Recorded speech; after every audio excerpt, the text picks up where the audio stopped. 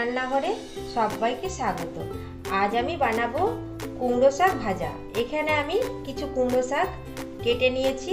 আমি ডাঁটা শুদ্ধ কচি কচি ডাঁটাগুলো শুদ্ধ কেটে নিয়েছি।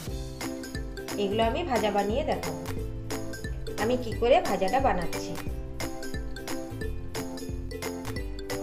এখানে আমি একটা প্রেসার কুকার নিয়েছি। প্রেসার কুকারের মধ্যে আমি শাকগুলো দিয়ে দিলাম।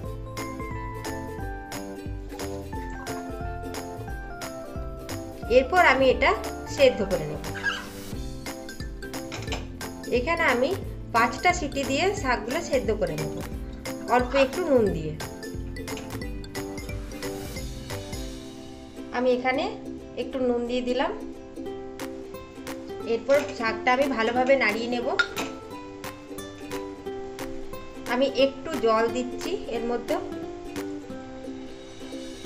প্রেসার কুকারে ঢাকা লাগিয়ে আমি এটা 5টা সিটি দিয়ে দেব। আঁচটা আমি মিডিয়াম করে দিলাম।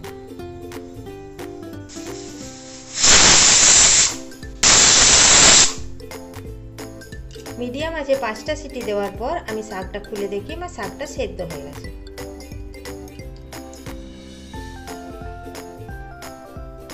এখানে আমি কড়াইয়ে 2 চামচ সরষের তেল দিয়ে দিচ্ছি। আর আমি দিয়ে দিলাম একটু হলুদের গুঁড়ো। আর এর মধ্যে আমি দিয়ে দেবো 5 কোয়া রসুন আমি কুচি করে কেটে নিয়েছি, সেইগুলো এর মধ্যে আমি দিয়ে দেবো।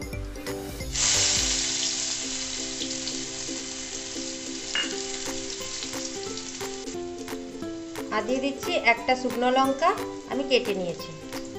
এগুলো আমি খুব কম আছে ভেজে দেব। আমার রসুনটা বাদামি কালার হয়ে গেছে। এরপর আমি সেদ্ধ করা শাক এর মধ্যে দিয়ে দেব।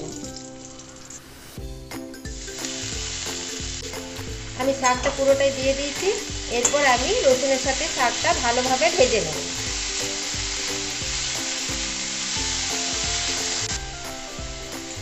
আমি রসুনের সঙ্গে শাকটা খুব সুন্দরভাবে ভেজে নিয়েছি। এরপর আমি গ্যাসটা বন্ধ করে দেব, দিয়ে 1 মিনিট আমি ঢাকা দিয়ে রেখে দেব।